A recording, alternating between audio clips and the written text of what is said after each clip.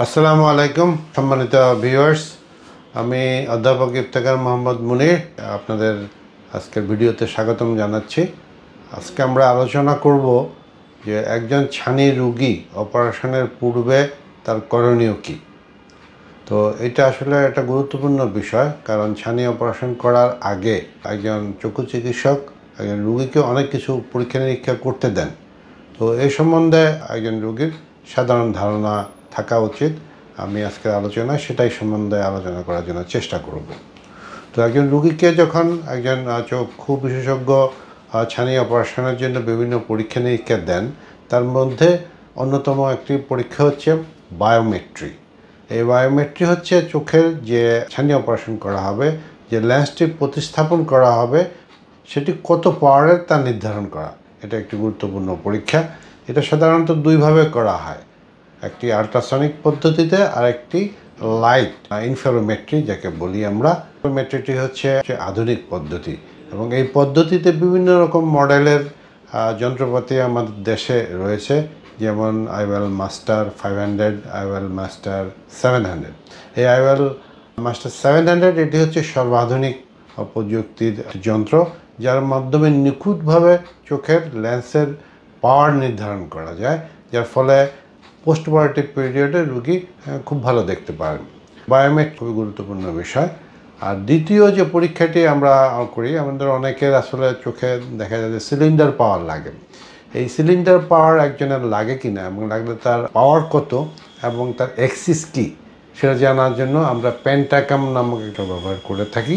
এবং এই পেন্টাকামের মাধ্যমে আমরা টোরিক লেন্সের তার সিলিন্ডার পাওয়ার এবং তার অ্যাক্সিস আমরা নির্ধারণ করতে পারি। এরপরে যে গুরুত্বপূর্ণ পরীক্ষাটি সেটি হচ্ছে যে কর্নিয়াল এন্ডোথেলিয়াম, আমাদের চোখের যে রাজা তার পিছনে একটি সেলের লেয়ার থাকে, তাকে আমরা এন্ডোথেলিয়াম বলি। এই এন্ডোথেলিয়ামের কাউন্ট অনেক সময় দেখা যায় যে এটা ভ্যারি করে। কোনো রোগীর এন্ডোথেলিয়ার কাউন্ট কমে যেতে পারে, কোনো রোগীর এন্ডোথেলিয়ার কাউন্ট স্বাভাবিক অবস্থায় থাকতে পারে। তো যদি কমে যায় সেক্ষেত্রে অপারেশনের সময় সার্জন বিশেষ ধরনের ভিস্কোইলাস্টিক ডিভাইস ব্যবহার করেন। এখন ওই রোগীর তার এন্ডোথেলিয়াল কাউন্ট কত আছে সেটা অপারেশনের পূর্বে জানা জরুরি, কারণ যদি এন্ডোথেলিয়াল কাউন্ট কমে যায় তাহলে ওনার স্পেশাল যে ভিস্কোইলাস্টিক সাবস্ট্যান্স যেটা বলি আমরা ভিসকোট, সেটা ব্যবহার করতে হবে। আর না হলে দেখা যাবে যে পোস্ট অপারেটিভ পিরিয়ডে তার কর্নিয়াল এন্ডোথেলিয়ামে পানি জমা হয়ে দৃষ্টিশক্তি হয়তো এটা অপারেশনের পরে কয়েকদিন সময় বেশি লেগে যেতে পারে। তার জন্য এই স্পেকুলার মাইক্রোস্কোপি বা এন্ডোথেলিয়াল কাউন্ট এটা একটা গুরুত্বপূর্ণ ইনভেস্টিগেশন। এর বাইরে অন্যান্য ইনভেস্টিগেশন যেমন থাকে কালার ফান্ডাল ফটোগ্রাফ। এই পরীক্ষাটি করলে আমরা চোখের ভিতরে রেটিনার একটি ছবি নিতে পারি এবং এর মাধ্যমে আমরা অনেক ধরনের ইনফরমেশন পেতে পারি, যেমন রোগীর গ্লুকোমা আছে কি না। যদি সন্দেহ হয় সেক্ষেত্রে আমরা তার visual field OCT retinal fibre layer করতে পারি। যদি রেটিনোপ্যাথি থাকে, ডায়াবেটিস বা হাইপারটেনশন জনিত, তাহলে ওনার ফান্ডাল ফ্লুরোসেন্স এনজিওগ্রাফি আমরা করতে পারি।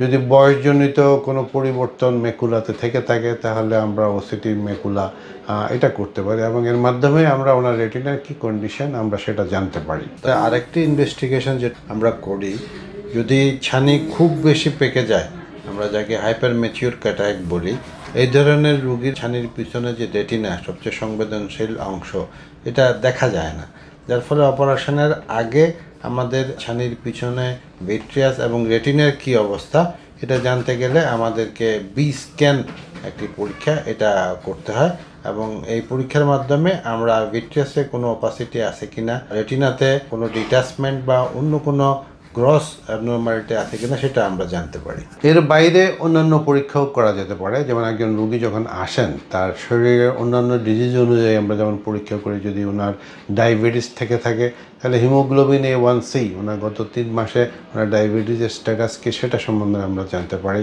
আমরা হার্টের অবস্থা কী সেটা দেখার জন্য আমরা ইকো, ইসিজি এগুলি রুটিনলি আমরা করে থাকি। আমরা ড্রাগ হিস্ট্রির ভিতরে উনি কোনো ব্লাড থিনার, ক্লোপিড, অ্যাসপিরিন এই জাতীয় ড্রাগ খান কিনা সেটা সম্বন্ধেও আমরা জানার চেষ্টা করি।